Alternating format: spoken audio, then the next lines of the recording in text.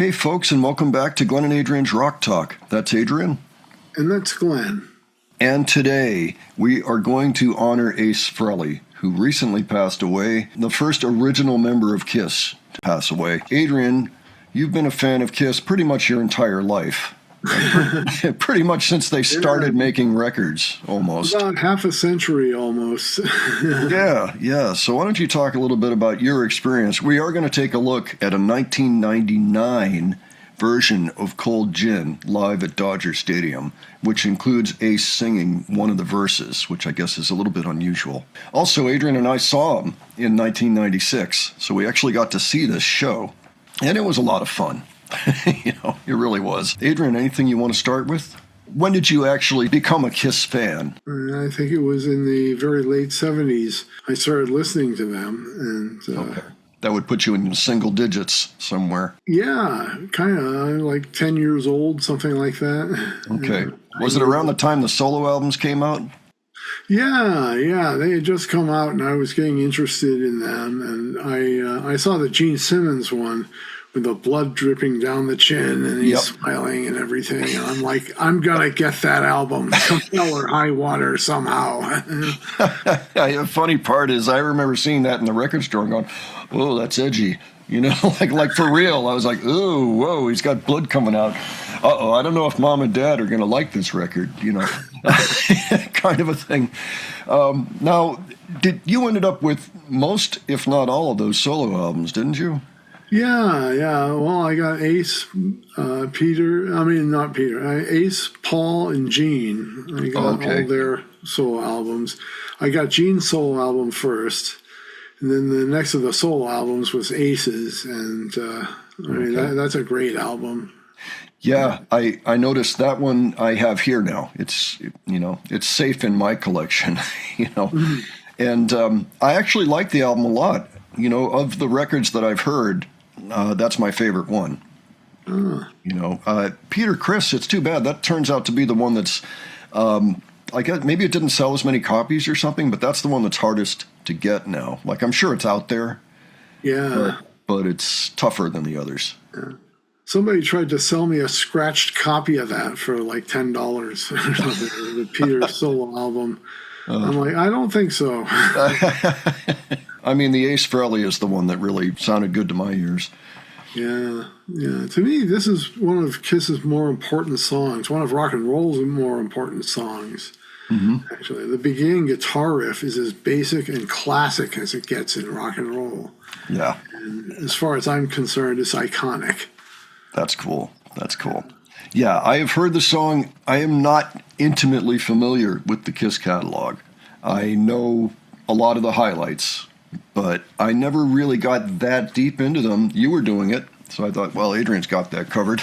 And I did enjoy the show that we saw, and I knew a surprisingly large number of the songs that they played. So certainly Osmosis worked a little bit on me, I think, just hearing you hear them. Of course, Cold Gin is Ace's song, just worth noting, and probably one of the most famous, as you mentioned, that in the Kiss catalog. Well, on the original recording, the studio recording, Gene sings it, and he sings it for the live shows up until a few years later on. They started having Ace either sit in on a verse or sing the whole thing. Well, he does get involved here, at least for the one verse, I think. Yeah. But yeah, I thought it should be interesting. It'll also be a nice little throwback, to the time period when we saw them, which, I have fond memories of that show. And the thing I remembered the most was Ace's guitar shooting out fireworks during his guitar solo. It was too much fun. Yeah, there was that thing with Gene doing the blood thing, I remember, and this guy, gave me his binoculars to watch it, and I'm like, Gene's doing his thing. I can't take that away from him, so I handed his binoculars back to him and say, I'm not going to take away Gene. Doing the blood thing and everything. Yeah. Do you remember if they had any screens at that point? They I don't remember. For some reason, I think they did have a couple of screens, but I'm not positive. Yeah, it's possible. It was the Fleet Center, and it was 1996. So right around that time, they started to show up. Maybe we'll see here, as a matter of fact. This is 98. 99, I'm sorry. I keep saying 98. The video itself says 98, but the comments beneath it say, actually, it's 99. But yeah, we thought it would be nice to see Ace in action, with Kiss playing his song and with the whole band together again. Well, why don't we check it out and we'll discuss afterwards. Okay. You know what I'm talking about, people? I can't hear you! I can't hear you! Cold J!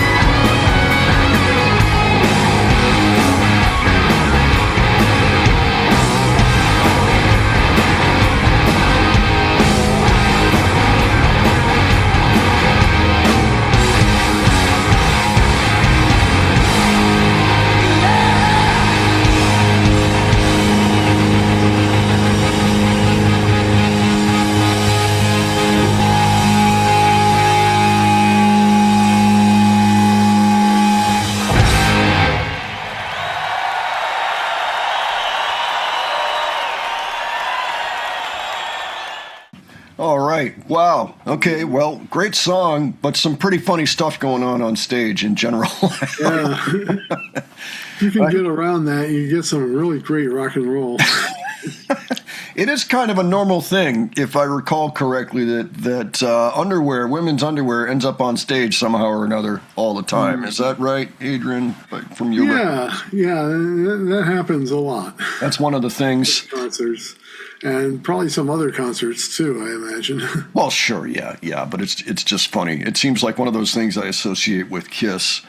Along with Paul Stanley up there, bare-chested, with the big old rug on his chest. He's like, here we go. It just reminds me of the 70s in general. Like everybody's running around with their shirt off and this big rug. So, Austin Powers. Yeah, there you go. And Gene, I was thinking as I was watching this, I got to meet Gene briefly 3 years after this on the red carpet. I had this website for the Buffyverse, Buffy the Vampire Slayer, and Sarah Michelle Gellar was starring in the new Scooby-Doo movie. This was 2002, and Gene Simmons was somehow associated with the movie, so he came down the red carpet, talked with us for a little bit. I tried asking him some Kiss questions, and he just turned around and said, well, here's what's going on today. Tongue Magazine. And he pulls up this magazine that he had started publishing. It was the first issue, and it was called Tongue Magazine. I don't think it lasted very long, but it was like, Gene, can't I get you to talk about anything else? No, Tongue Magazine. He towered over me. I remember that, but... Anyway, it was an interesting experience to meet him and talk to him. I kind of wish I was there to meet him. But Well, there's also an axiom. You never want to meet your heroes necessarily. You might get disappointed. He wasn't bad, but I was like, he was a little bit too much business for me. I'm like, come on, loosen up, little guy. Yeah, he hustled his stuff. Yeah. So anything to make a buck, the copyright or anything like that. Mm-hmm. Mm-hmm. I'll see if I can empire that way. Yeah, I mean, he's been very successful. I can't, I can't fault him for that. And of course, the band has it's iconic, really. So he did a good job with that. As far as Ace goes, that is a great song. It was on the first album, so I don't know if he already had that song or if he worked it up after he was already in the band. Do you know anything about that? I think he might have wrote it while he was in the band. Okay. I think. I can't really say for sure, to tell you the truth. It's entirely possible. Yeah, I never investigated it. It would be interesting to find out. Sure. My understanding with Kiss is that they got together and it wasn't long before they had a record deal. Like, it didn't take long, like a year or something, which, in band terms, that's pretty quick, even in the early mid-'70s. Because that first album came out in 74, I believe. So yeah, the first album came out in 74. Yeah, so I mean, they were on their way. They had something, and they were instantly merchandising. I remember, didn't you have a Kiss lunchbox? I once had a Kiss lunchbox. Yeah, after Alive, they kind of exploded after the release of Alive, and then there was Destroyer after that, which had big shoes to fill. But